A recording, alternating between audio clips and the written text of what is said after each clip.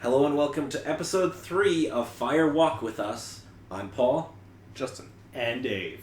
Alrighty, so in this episode, the Horn family sit down to eat dinner. They're interrupted by Ben's brother Jerry. They share brie and butter baguettes while Ben tells Jerry of Laura Palmer's murder and the failing of the Ghostwood Project, which was the golf course and stuff they wanted to build with the Norwegians. They decide to visit One-Eyed Jack's. Bobby and Mike Nelson drive into the woods to pick up some cocaine from Leo, who demands that they pay him the $10,000 they owe, which they don't have. Mm-hmm. Dale Cooper receives a phone call from Hawk about a one-armed man seen at the hospital near Ronald Pulaski. Cooper gathers Sheriff Truman and Deputies Hawk and Brennan and Lucy in the forest to go through his unusual approach to eliminating suspects. James Hurley and Donna Hayward discuss their new relationship and kiss on the sofa. Elsewhere, Leland Palmer, still mourning Laura's death, dances in his living room, sobbing, holding a portrait of Laura as he does so. He breaks open the picture's frame, cutting his hands, and his wife Sarah screams at him to stop. Cooper retires to bed at his hotel room and experiences a strange dream featuring one-armed man who identifies himself as Mike and Bob, who vows to kill again. Cooper then dreams he is in a room hung with red curtains, the man from another place, and Laura Palmer speak to him in a jarring and disjointed manner. Before Laura leans over to whisper in his ear, Cooper wakes up, telephones Harry, and declares that he knows who the killer is. And that's where the episode ends. What a cliffhanger. It's like, gee, I wonder who did it. Why doesn't he just say it? Gotta wait for next week. Alrighty, so, David, why don't you start off with what you learned about Twin Peaks in this episode? Knock, knock. Who's there? It's the weird part of this show now. Hi! Oh, it hasn't even started yet, Dave. That's what even makes me feel worse about No, this. it's only knocking on the door. It hasn't kicked the door down yet. Yeah. It's going to kick the door down. Hey, the weird stuff's coming. I swear. So, as it is, firstly, the weirdness decides to start right at the dinner scene with the uncle decide to come in and give his whole piece and all that sort of stuff. It's like, here I thought you were somewhat of a manipulative businessman trying to get your own ends there, but yet you're as weird as just a couple other people within this town. This is slightly comforting and a little bit concerning. Must have been a really good sandwich, too. How is that a good sandwich? It's just brie and butter. I don't know. I don't know if it Unless was just they really a case of faked the it. bread. Unless it was the case with the bread of that sort of thing. But even then, it's not much of a sandwich, dudes. No, it isn't. I mean, it's gotta have some meat It's just- or something. Well, and Jerry was eating, 3 a day or something? He says that at one point, he was eating 3 of them a Yeah, day. 3 big like that. loaves. Damn. Of these brie and cheese brie and butter sandwiches. So cut it into several pieces and So have it's one for just breakfast, lunch, and dinner. Pretty much. No, bread and he was eating brie 3 cheese. whole ones is how I took it. Jesus. Which is, Yeah, sounds I don't. horrible. That's ridiculous. That is. Yeah, okay, the sandwiches needed a bit more meat, but I'm pretty sure it tasted good to them. I get it. No, It's just, who knows? ugh. Anyway, With those guys. what else did you learn, Dave? There was a place like that in Twin Peaks or nearby Twin Peaks with the place they decided to go to for funsies. Yes, One-Eyed Jack's. It's on Yeah. the Canadian side of the border. So they're in Canada. They are in Canada. But I think the most interesting revelation that I saw within this episode was I found the couch. Oh? Was it in the red room? No, it wasn't in the Oh. red room. Ah. That couch? I can't remember the exact name of the characters, but they were... The guy was at the girl's place with their parents having dinner, and yes, they yes. stayed there. James The parents and went off to bed, and they were left on the couch to talk and that sort of thing. Yeah, Where James the and Donna. couch was situated and all the stuff that was behind it it was an off angle, but it was essentially the exact same picture I had in my mind of seeing from Twin Peaks. Okay. So something supposedly important is going to be happening with this couch. Yes, it will. I see. And no, I'm not going to tell you. Paul apparently agrees there's something with this couch. Yes. So, Well, not the couch itself. Are you But- sure? The couch will be important in an important scene. So Okay, gotcha. it cuts to a particular scene with Cooper in his room getting a knock at the door. Yes, the mystery note. And he zips up to get it and gets that note. He gets the message of Jackie with one eye. Jack with one eye. Jack with one eye. Yeah, that's meant to tell him about One Eye Jacks.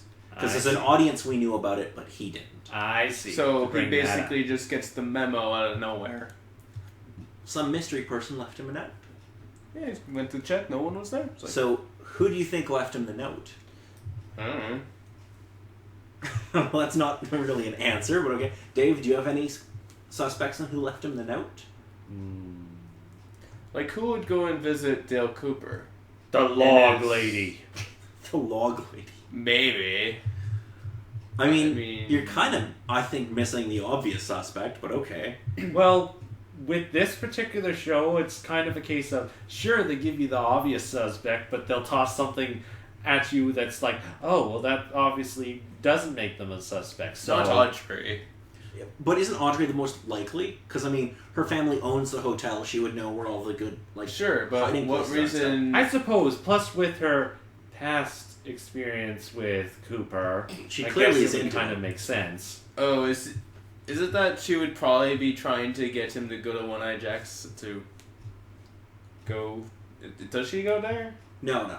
Then why But- would she, like, No, but if you'll remember, Audrey Horn, that would make her father Ben Horn. And Ben went to One Eye Jack's. So it's logical that Audrey would know about One Eye Jack's. Sure. And obviously she has an investment in getting information to Cooper. Hmm. So logically that would make sense, right? I suppose. Okay. All seems to make sense. So that would be the person I would be thinking would leave the note, but we'll find out. Yeah, So- eventually. I have some additional notes, but I think one specific thing I remember is Stairman pops up again, and they decide to give him a name Yes. by the name of Bob, along with his friend Mike. And Mike. Bob and Mike. So yeah, I was like, okay, so this guy isn't a hallucination, and he's also kind of threatening to kill him, and something in the back of my mind is like, you need to keep an eye on this guy. Which one, Bob or Mike? Bob. Okay. So Aside from that, I- what's Cooper doing? I What? have one question about Bob. Okay. So my question would be, we see Bob again in this episode, obviously. Mm-hmm. But if you'll remember, in the previous episode, when we saw Bob, nobody saw him except Sarah. No one saw him except Sarah, yes. So how do you explain that, if he's a real person? He don't vanished. know. He's magic. I think as it is, I think this might be diving into the supernatural thing that you were discussing about, because A, he was first seen from that hysterical fit from her, but the other case where Cooper actually sees him is, I believe, in a dream. Yes.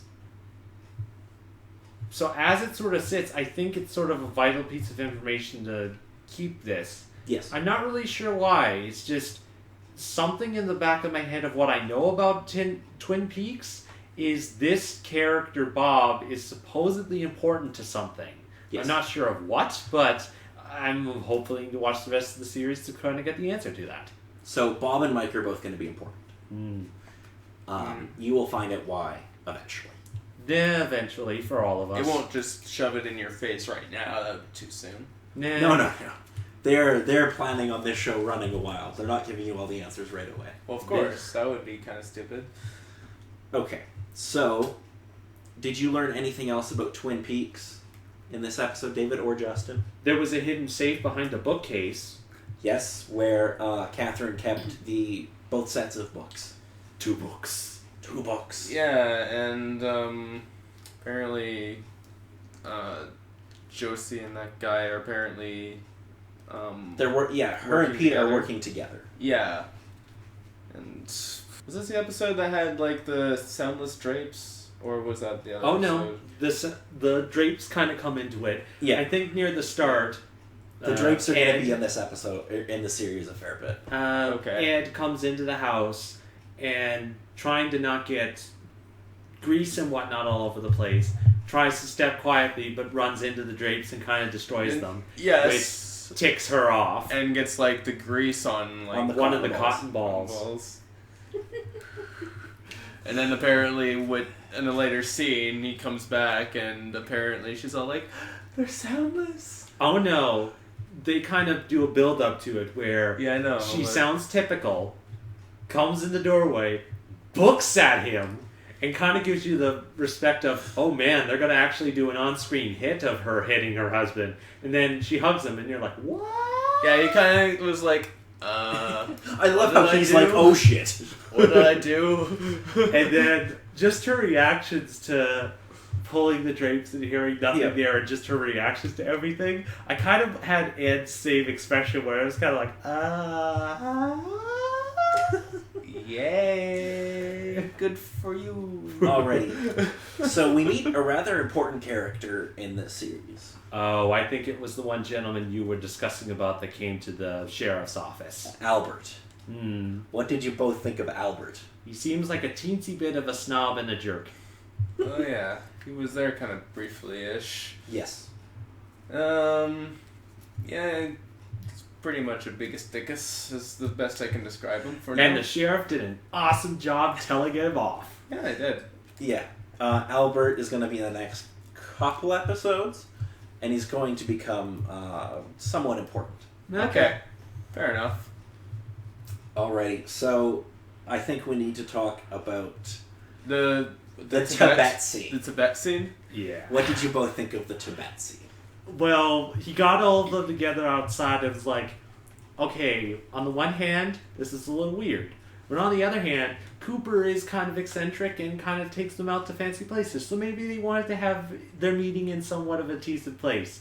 Then No. turns over the chalkboard and shows a picture of Tibet. And I'm like, oh dear, this is going to get weird, isn't it? So apparently he gets this sort of idea from a dream that apparently that if he throws a rock at this bottle or whatever, Yeah. after the names are basically said and how it's related to person, Yeah. depending on what the rock does after he throws it at the bottle, Indicates if he should investigate or not. yeah, pretty much. I mean, there were 2 hits. One was on, Jacoby, but the Jacoby. bottle didn't break.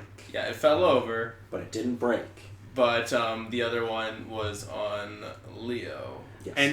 And my heart leapt for joy a little bit at the When that It bottle shattered. Yeah. Yes. It's like, maybe we should probably investigate Leo, which may happen in the next episode. I don't know yet.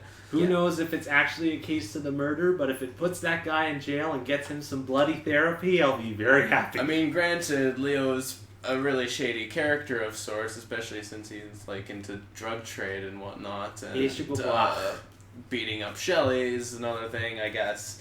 I don't know how much more involved he actually is, though.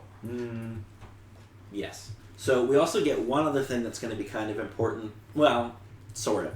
We get a thing on the television, the opening to a program called Invitation to Love. Oh, right. I do vaguely remember that. Watch for this to come up again. Invitation to Love? On the television. Yes. So is it like just kind of running in the background or whatever? well, they was did- the case that, Briefly? It's shown briefly in a shot Okay. where Shelley's turning off the TV. yeah, Shelley turns off the TV before Bobby comes up to the door to talk to her. Oh, okay. Yes. And we see either the opening or an ad to a show called Invitation to Love. Yes. Okay. Alright, so there's really one other scene that needs to be talked about in this episode. Oh, boy. And that is The Red Room, Red as Room I've referred to it. Of interesting dialect. Yes, okay. So I would say they probably recorded the lines backwards. Like they basically said their lines completely backwards and then reversed. So everything was audio. they had to record all the dialogue phonetically backwards, and then they reversed it to make it sound like that. Yeah, that's Okay, what I was kind kinda of wondering understood. about that because it sounded like it was backwards at first, but then it actually made sense like it was speaking properly. Yes. But it seemed confused and distorted. So in my case, I thought it was a case of so they had them speak and then they distorted it in some way. But Yeah. no, when they said it was that way, it's like that seems needlessly complicated. Oh wait, this is made by David Lynch. Oh, okay. So the reason they did that was I don't know what the right term is, but the midget, little person, dwarf, whatever. That was one of his skills.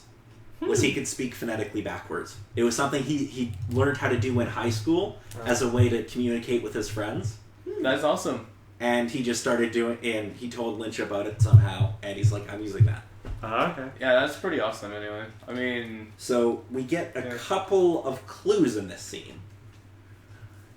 Now, one of the first ones, the man from another place, which is what he's called, Wow. the short dude, Yes. says that gum you like is going to come back into style.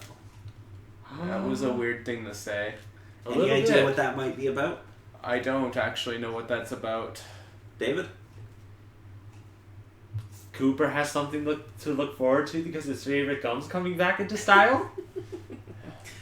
And the, not really clone, but the look-alike of Laura Palmer that's there Yeah. says, I feel like I know her, but sometimes my arms bend back.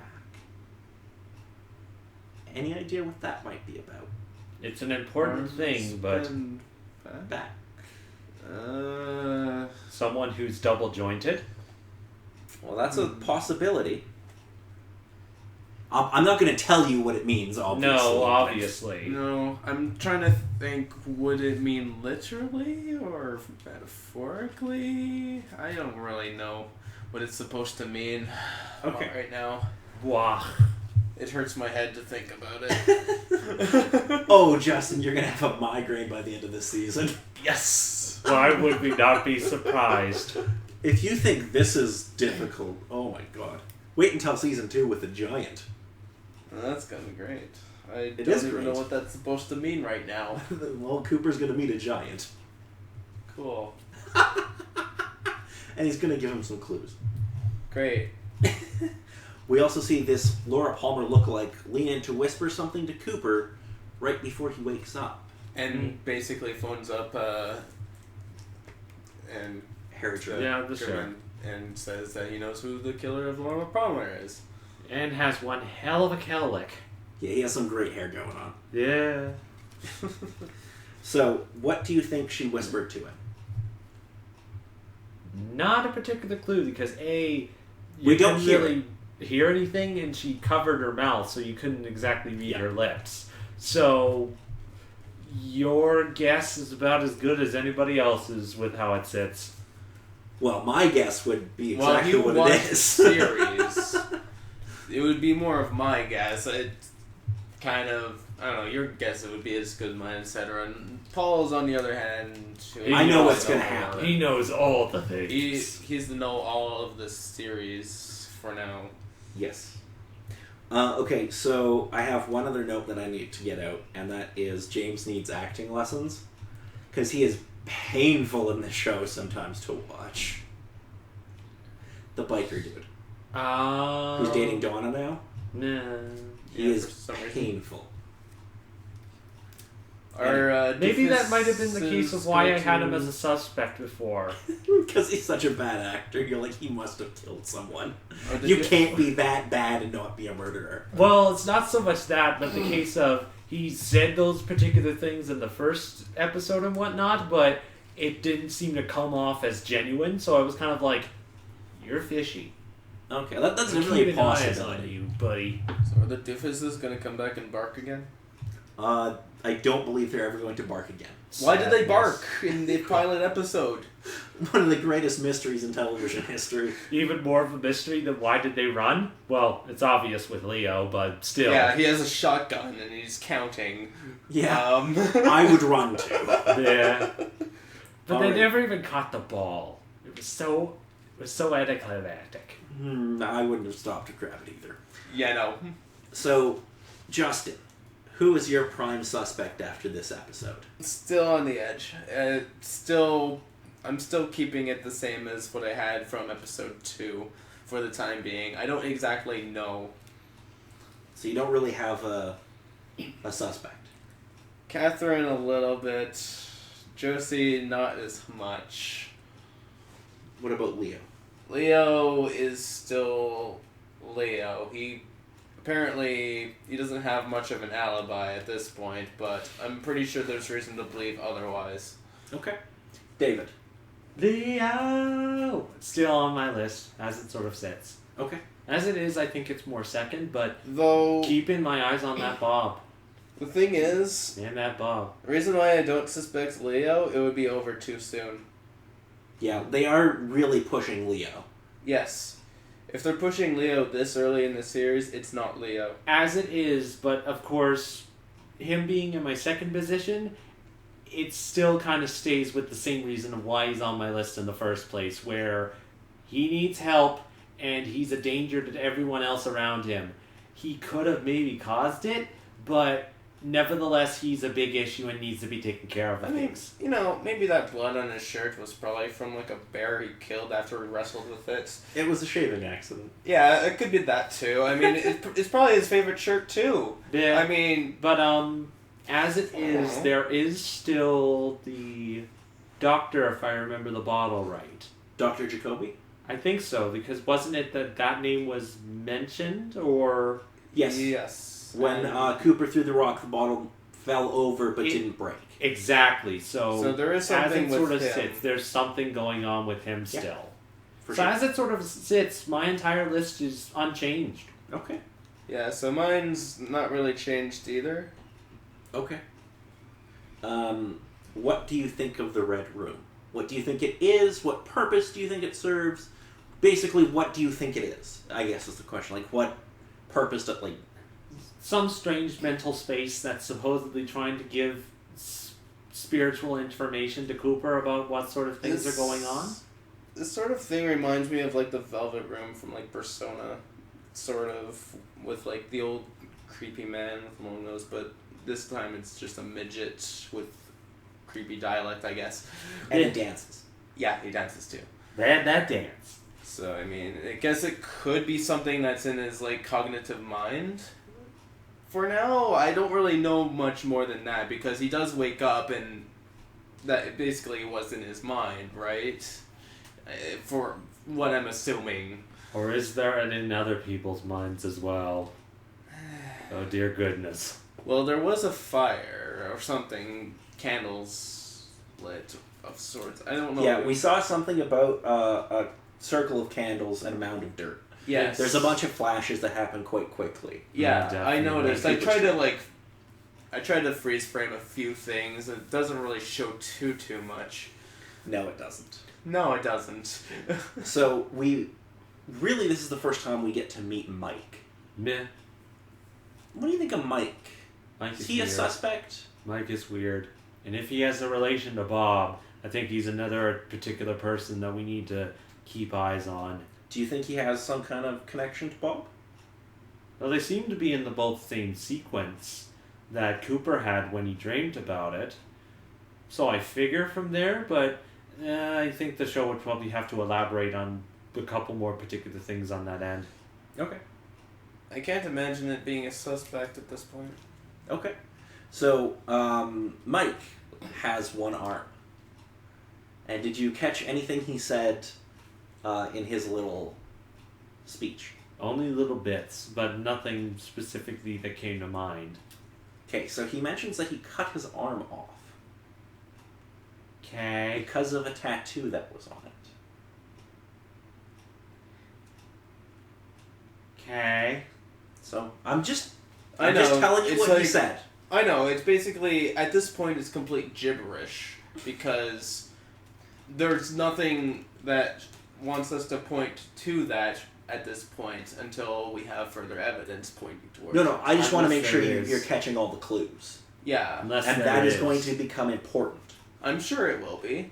I mean, granted, it's trying to force clues on us that we're unaware of. Kabwa.